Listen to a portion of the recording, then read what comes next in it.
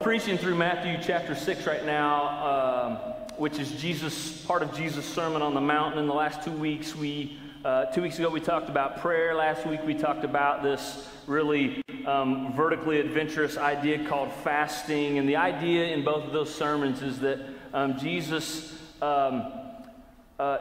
doesn't just want you to do things or perform things to please people. Jesus wants you, all of you, he wants you to desire to be with him.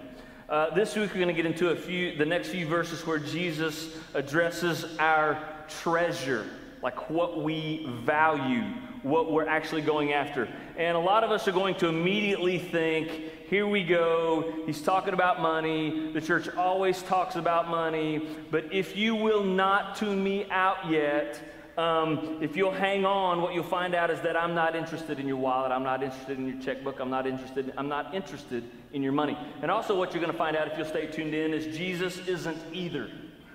Jesus isn't interested in your money, so you can relax. He's interested in you. He's interested in your heart. Like he wants you, not your money. So for those of you who are still tuned in, let's get into this and see what Jesus is calling us to. Matthew chapter 6, beginning with verse 19.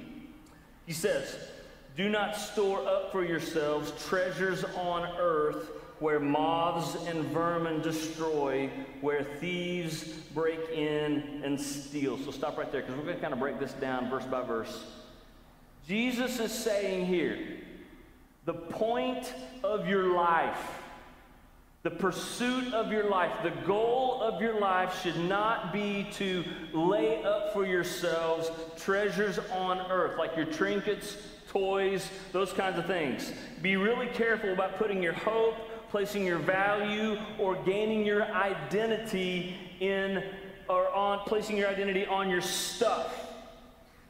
It's a dangerous place to be. Why is this important? And Jesus explains why we shouldn't be about these kind of things. And it isn't a deep spiritual explanation. It's actually a common sense defense. In the end, he says you shouldn't store your treasures on earth because the things on this earth lose their value. They get lost. Think about this. Like, don't turn off your minds. Keep thinking about this with me. Like, this world, the things on this earth war against you. And what I mean by that is everything you own right now, everything that you own right now is in the process of moving either toward the garage sale or the dumpster. It's going to go one of those two places at some point. Like everything you own is becoming more and more obsolete. They're working against you. Think about this. Your brand new iPhone 10, iPhone X, whatever it is you want to call it. Every day you have it is a day closer to it becoming more and more obsolete because they are coming out. They're currently working on a better phone, a faster phone. Phone with more storage, a phone where Siri works better. Like 5 years, like people today will say, you have the new iPhone 10? 5 years from now, they're going to go, oh, you still have the iPhone 10? You know what I mean?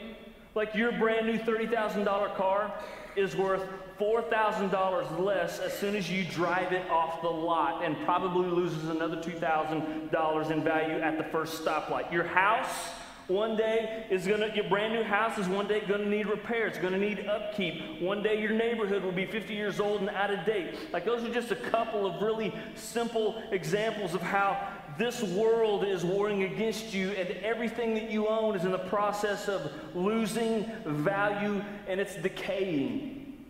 Everything on this earth is losing its value. Some of you guys are going to go home this week and you're going to want to debate me on this, right? You're going to go home and you're going to go, oh, Parkey, what about gold? Right? Well, gold in the right circumstances is worth nothing. You're stranded on an island starving and all you can find is gold. It's absolutely worth nothing, right? So Jesus is saying about this, he's saying this is madness. Like, don't spend your life accumulating for yourselves treasures here now because the earth itself wages war against you. And people, Jesus says, and people will try to steal your stuff. Like people want your garbage. The things that are headed to the yard sale or the garbage, people want them, all right? So this is a warning and a command from Jesus. Now, about us, think about how crazy we are about our stuff. Like we feel, I don't know about you, but it's just true of me, we feel better about ourselves when we get new stuff, don't we? Do you? Like my wife and I, a while back we were at a shoe store, and this mother was helping her, I don't know, 5-year-old son pick out new shoes, and she had them on the ground, and she was putting his shoes on him, and she tied them for him, and she says, honey, now get up and walk around, let's make sure they fit. Well, he gets up and he doesn't walk around, like he sprints, like he takes off down the aisle, around the aisle, comes around the aisle, comes back around, and then he starts running just real small circles in front of his mom and goes, Mommy, look how fast these shoes make me go. Look how fast I can run, Mommy, with my new shoes. Like there was something about these shoes that made him feel faster. Like what is it about our stuff that makes us feel like better human beings? You know what I mean? Like a new car can make me feel like a better human being. How is it that new clothes make me feel better about myself and make me walk a little bit taller? Or the new gadgets that we get, the new gadgets and toys make us feel like we're just a little bit more put together. Have you ever thought about why that is? New stuff can be, that emotion we feel when we get new stuff can be intoxicating. You know what I mean? Like that new car, new shoe, new clothes smell and feel like it can be addictive. Now keep thinking with me here. In our culture, think about this. We don't buy new clothes, most of us in this culture, in this time, we don't buy new clothes because we need new clothes, do we?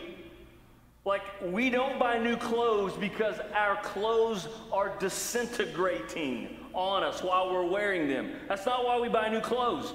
As a matter of fact, some of us spend a lot of money on clothes that look like they are disintegrating. You know what I mean? Like, that's the trend, that's the style right now. But we don't buy clothes because we need new clothes. We don't get new phones because we need a new phone. We get new phones because we need to upgrade, because AT&T told us that it was time to get the newer model where Siri works better and the phone recognizes our face and it communicates better with Alexa. I don't know. Like, we buy not because we need. We buy because we are addicted to the emotion tied to our trinkets and toys. We buy because, listen to this, here's a lie. Here's one of the greatest lies in our culture. We buy because we believe this lie. What we need to be happy and content in this life is more of what we actually already have. Ooh, I think a lot of us buy that. We've bought into that lie. We believe that. This is one of the biggest lies in our culture right now. My wife and I, we don't live in Mount Washington right now. We still live out in Oklahoma. Our son's a senior. We didn't want to rip him away from his friends at his school. So in the spring, second semester of his senior year, right, our house is going to go up on the market. So we are in the process of getting our house ready to sell, which means we are cleaning out our attics and our closets and our basement and our shed.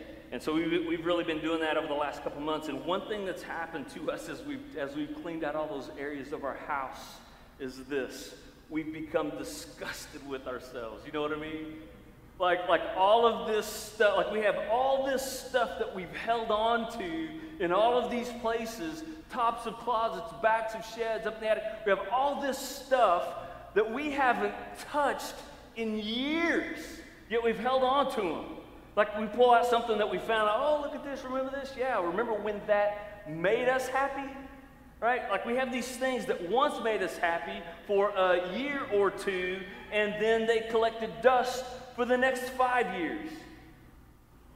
Like we believe more of what I already have will make me content and make me happy, and that's a lie, and it's not working. And Jesus says, don't buy the lie. This is what he's saying. Don't collect and store up treasures on the earth that break, that lose their value, that rust, and then get stolen. He says, stop. And he goes on.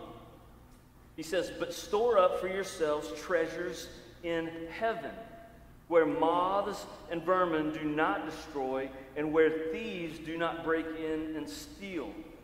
And so what Jesus is trying to do here is he's trying to take our attention away from the things on this earth so that we can turn our heads and our eyes and our focus and our desires toward him, toward heaven, toward the things that are eternal. He's trying to get us to take our eyes off our trinkets and our toys so that we can see him. He's trying to get us to get our fingers unraveled or unwrapped off our stuff so that we can take our hands are free to lift them toward him in worship. Like he's saying, look, this is temporary. God's kingdom is not. Heaven is not. It's eternal. So invest in, place your hope in this place where, or in the things from this place that will not lose their value. They won't get lost. And they will remain forever. So he's trying to get us to be single-minded and focused on God's kingdom here. Because here's the truth. Here's the truth in this life, right? Fools want what they want now, not later. And then here's another truth. Fools will often trade the ultimate for the immediate. Jesus wants us to be wise. He wants us to focus on the eternal and the ultimate. So do I want my reward now? Do I want what I want now? Will I satisfy my desires immediately with temporary things that are wasting away? Or will I work and invest in a reward that will be eternal and ultimate? Like, that's the question. So how do we do that? How do we store up treasures in heaven? How do we focus on the eternal or the ultimate rather than the immediate? Well, as a church, we've kind of, in one of our values, we've sort of summed not all of this up, but a big piece of this up in this way. One of our values as a church is this. We're contributors, not consumers. Like, this is who we are and want to continue to grow to be. It's a value we didn't just make up on our own. It's actually how the Bible describes our lives as we follow Jesus and think about heaven. Like, if we want to store up treasures in heaven, then we live open-handed, generous lives. We care for the orphan and the widow and the weak and the broken and the poor because we see how God has blessed us. We know that all that we have is a gift from God, and ultimately we see that God's greatest gift to us is sending his son to this earth to die for us. He is the ultimate gift, dying for our sins, because we see all that we've been given as God's grace and his blessings for us. Our lives then become marked by spirits of generosity. So we don't think, well, this is mine and I want more of it. Rather, we think, thank you, God, for what you've given me. And help me to use what you've given me to bless others. Help me to use what you've given me to glorify you. Help me to use what you've given me to move your kingdom forward. Like, help me to use what you've given me to help others know you and to know the hope of Jesus Christ through my love, my hospitality, and my generosity. That's how you invest. And that's how you sow into what is eternal and not into what is temporary. We're not sowing into the stuff that will eventually go into the yard sale or the dumpster. We're sowing into people's lives in hopes that they will, through Jesus, find heaven. Okay, so Jesus goes on in this passage with one more line, and listen to this. It's a doozy. Like, it's a drop the mic kind of line, and it speaks truth about every single one of us. Every time you read the Bible, I believe this, heard somebody say this one time, that when you read the Bible, most of the time, while you're reading it, it's reading you. This is one of those verses that's kind of reading you, okay? So we're going to read it and let it read us together. So verse 21, Jesus says, he goes on about this idea, and he says, for where your treasure is, there your heart will be also. Now this is where we understand what God is after. God doesn't need your money or your stuff. God doesn't need you to fund his mission here on this earth. Now, you've been invited to play. You've been invited to participate and invest in it, but God doesn't need it. Like God's not after your money, He's after your heart. Like this whole talk about your stuff and what you buy and what you collect and your trinkets and your toys, Jesus is ultimately trying to get to your heart. Like if your treasure is your stuff, if your treasure is your house, your cars, then your heart is going to be there. Now let me say this, because let me make sure you don't misunderstand what Jesus is saying or what I'm saying here. There is nothing wrong with wealth. There is nothing wrong with nice houses. There's nothing wrong with nice cars and nice clothes. None of that is sinful. None of that is a problem. It simply becomes a problem when those things own us, when they define us, when they manage us, when they drive us, when we gather our identity or our meaning from those things. Like at that point, our stuff, when we view our stuff or allow our stuff to define us in that way, at that point we're in trouble. Like when the scale for success in life is the same scale they used in high school, something has gone wrong, right? Remember high school? Anybody remember high school? Some of you in here are still in high school. In high school, you had to have the right clothes. You had to say the right things. You had to have the right hairstyle, which in my case was the sport mullet. But you had to say the right things, wear the right things, look the right way in order to be accepted or to be cool. Am I right? Now, when you're 30 and all grown up, and you still view life in that way, when you're 30 and all grown up and you still have to have the right car or live in the right neighborhood or have the right clothes in order to feel cool or accepted, that's immature. Like something has gone wrong. Where your treasure is, there your heart is, there your thoughts will be also. So what's more important to you? That's the question this morning you need to ask yourself. What's most important to you? Because what is most important to you is where you will spend the majority of your time, your efforts, and your money. If what's most important to you is being accepted or people being impressed with you, then if that's what's most important to you, then what you have to do is you have to spend your time, effort, and money on creating this persona or on creating this lifestyle or on creating this look to impress people and be accepted. You have to impress people. And relationally, what you value most is impressing people, that destroys relationships. Your relationships are going to be shallow because what you have to do in order to impress people or be accepted is you have to pressure people to like you or to hang out with you.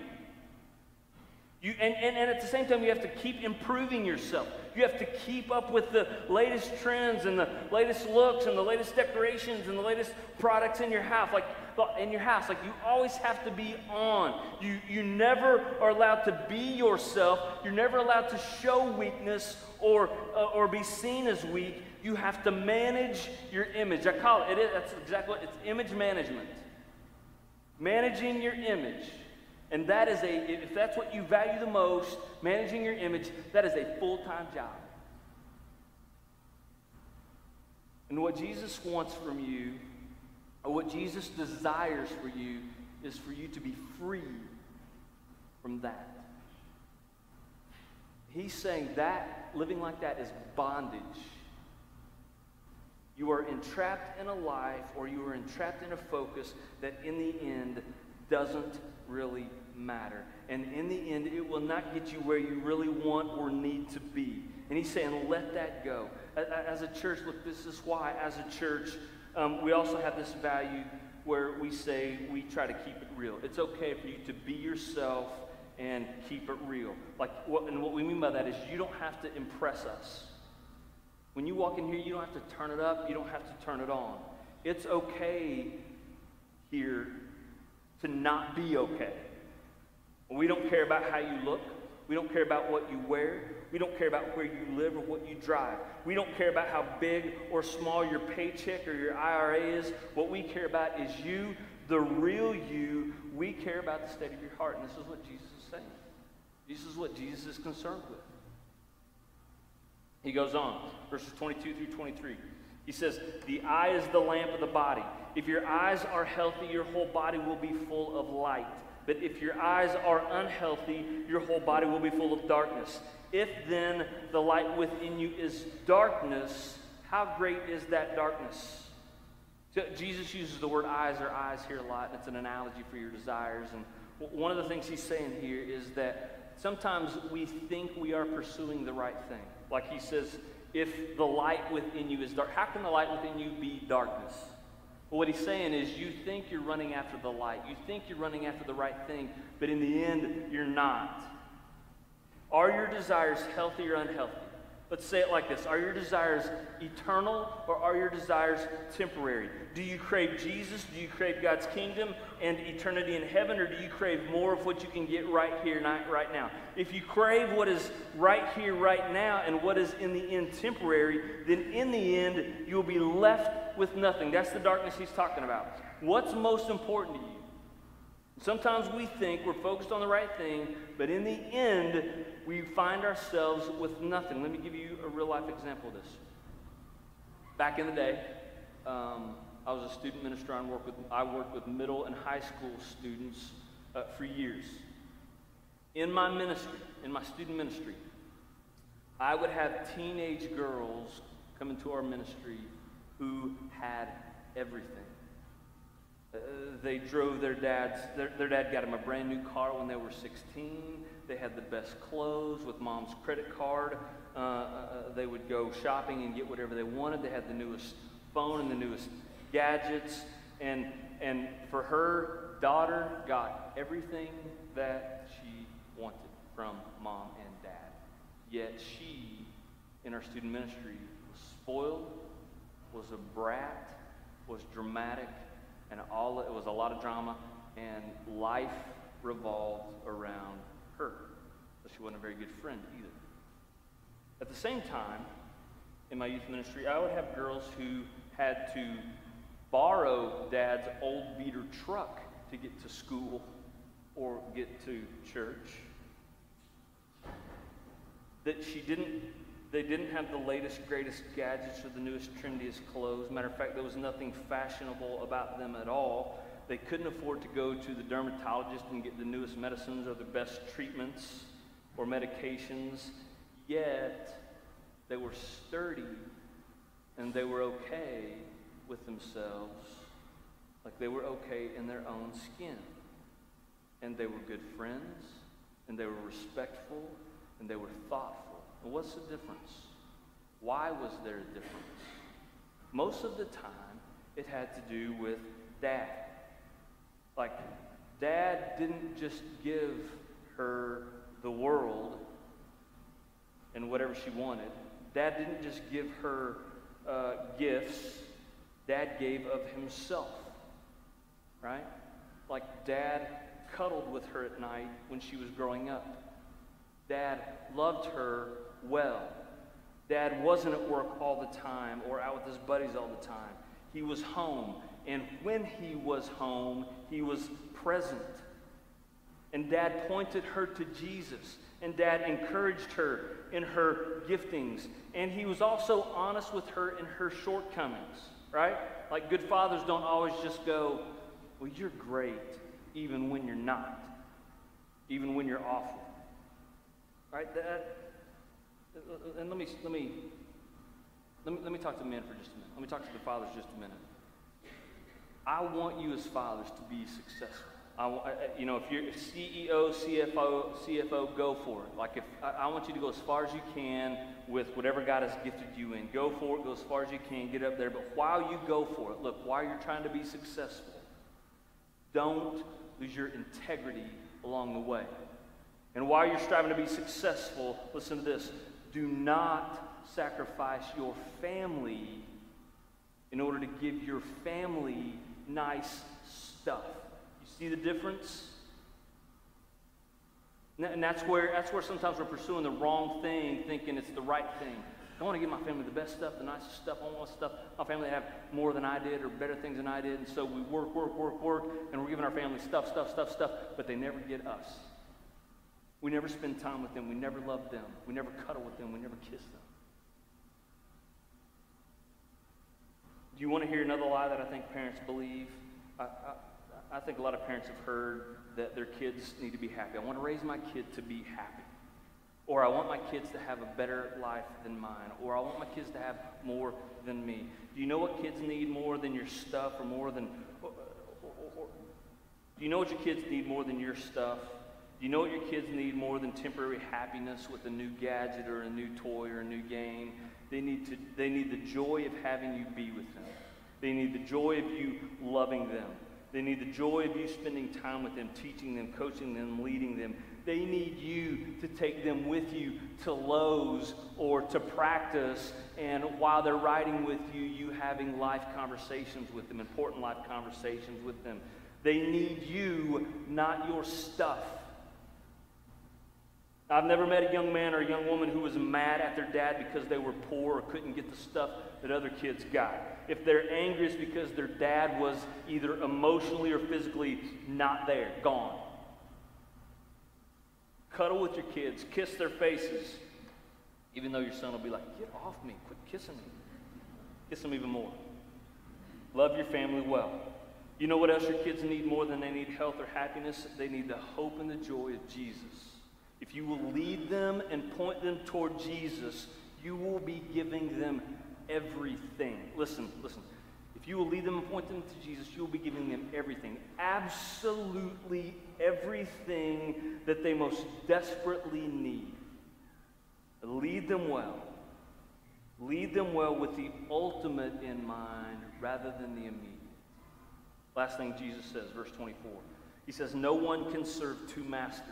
Either you will hate the one and love the other, or you will be devoted to the one and despise the other. You cannot serve both God and money. Now, what's he saying here? Well, in the words of the pop prophet Puff Daddy, or you might know him as P. Diddy, more money, more problems is what Jesus is saying right here, right? P. Diddy was right. P. Diddy and Mace. You got that tune going on in your head now? The more you chase after and accumulate, the more you have to be concerned with all the stuff that you have. Am I right? Like for my wife and I, for Val and I, in the last 2 years, both of our kids have gotten their license. So we've gone from 2 cars to 4 cars. That's a lot of tires to change and replace. That's a lot of oil to get changed. You know what I mean? That's like double the number of repairs and upkeep because all our cars are over $100,000. They may all be over $150,000. Right? So the point is, the more we get, the more we have to be concerned. The more stuff we have, the more energy, time, and resources we have to give for their attention. So in your life, if your life, that the most important thing to you is to impress people or validate yourself to your friends and onlookers, then here's the deal. You have to keep your eye on your stuff. You have to keep your eye on what it is that you need to do what you need to do next to keep up. At the same time, you have to defend your treasure. You have to protect it. And you have to pour a lot of energy into it to keep it up, keep it running, keep it fixed, keep it looking nice. And what happens when the more stuff we collect, the more our hearts get divided, because the energy and the resources that God has given you for your freedom and joy, what happens is they get used for fear and anxiety. And Jesus is calling you in this scripture out of anxiety and out of fear and into freedom and joy, into glad resting with Him. It's a call back to the things that you won't regret. It's a call to more important, eternal, sure things. The big idea is this: there's only one thing worth living for. And it's Jesus, the hope of Jesus, the hope through Jesus of eternal life with Him in heaven. There's only one thing worth living for, Jesus and his kingdom. You won't ever regret that, and you won't ever lose that. How do we get there? How do we begin to loosen our grip on the things of this world? How do we become the kind of people who live generous, contributing lives rather than selfish, consuming lives? And it's this. If you want to be this kind of person that we're talking about, if you want to focus on eternal things rather than immediate things, then here's kind of the deal. You need to seek God until his desires become your desires. You chase after him until he becomes more appealing and pleasing and appetizing than what's here. Who masters you? Who owns you? And most of your time and resources. Define that, and you'll truly know what masters you. And in the end, there's only one thing worth living for. There's only one thing worth having as your master, as your leader, as your hope. That's Jesus Christ. Let's pray.